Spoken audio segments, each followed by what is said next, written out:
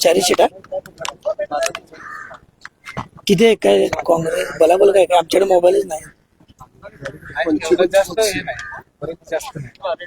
हे अजून चालू आहे. काय सांगाल प्रभाग क्रमांक 1 असेल 4 असेल या ठिकाणी काँग्रेसच्या उमेदवारांनी मशिनरी मारल्याचं दिसतंय. कशा पद्धतीनं विजय झाले आनंद? विजयी काँग्रेसचे उमेदवार होताना नक्कीच मन भरून येते. कोणतीही सत्ता नाही, केंद्रात नाही, राज्यात नाही, आणि इथं एवढ्या मोठ्या प्रमाणात भ्रष्ट पद्धतीनं निवडणुकीला सामोरं जावं लागले. अखंड देश, राज्य, गाव पातळीपासून गल्लीपासून सगळ्या निवडणूक यंत्रणा बोचट झाल्या असताना देखील अजून देखील काँग्रेसचे विचार जिवंत आहे. हे बघितल्यावर अजून बाबा दिवा प्रकाशाचा दिवा म्हणजे सुरू आहे हे बघून खरंच आनंद होतोय. कारण कसलंच बघितलं आम्ही निवडणुकीत एवढ्या आम्ही प्रामाणिकपणे सगळेजण प्रयत्न करत होतो. उघडपणे पैसे वाटप, या महायुतीचे लोक उघडपणे दडपशाही, उघडपणे सरकारी यंत्रणेचा गैरवापर, काय त्याला मोजमापच नाही. तरी देखील जनतेची असलेली नाळ आणि अजून देखील चांगल्या विचाराचे लोक आहेत.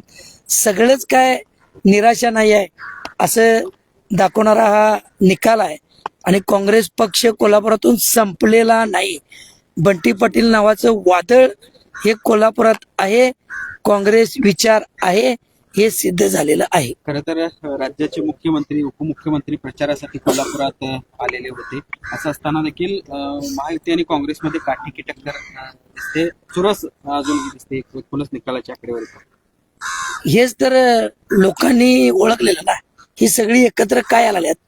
वाटलेला मलिदा ज्याच्या त्याच्या टक्केवारीत गेलाय तो पुढे भविष्यात परत बाहेर येऊ नये. ते ड्रेनेजचे भ्रष्टाचाराचं फुटलेलं त्याची दुर्गंधी परत पसरू नये आणि बदनामी होऊ नये म्हणून काय पण करून ते आपलं गठळ आपल्या ताब्यात ठेवायचं म्हणून सगळ्यांची त्यासाठी मारामारी होती. पण बंटी पाटील साहेब एकटे आणि आम्ही सर्व काँग्रेस विचाराचे कार्यकर्ते निष्ठावंत जे पलीकडच्या प्रलोभनाला अजिबात बळी पडले नाहीत. काही गद्दार गेले, त्यांना कदाचित गुलाल लागला असेल, पण तो नैतिकतेचा गुलाल नसणार आहे लोकांच्या नंतरला. आम्हाला कसा हा घाम आहे गुलालाचा, तो गोरगरिबाच्या कष्टाचा घामाचा गुलाल आहे. पण बंटी पाटील साहेब एकटे असून पण ह्या सगळ्यांनी एवढी चढाई केली तरी काँग्रेस मोठ्या संख्येनं पुढे येत आहे.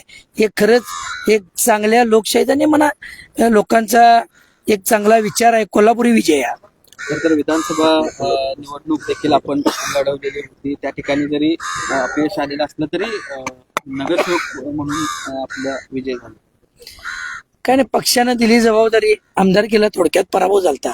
पण पॅनल पद्धती पहिल्यांदाच होती, त्यामुळं इतर 3 उमेदवारांच्या सक्षम कोणतरी पाहिजे म्हणून पक्षाचा आदेश आला. आपण उभं राहिलो आणि यश मिळवलं. आणि आम्ही ठरवलं की कोल्हापूरकर कसं तुम्ही म्हणशीला तसं, त्या पद्धतीनं हा विजय कोल्हापूरकरांना समर्पित आहे.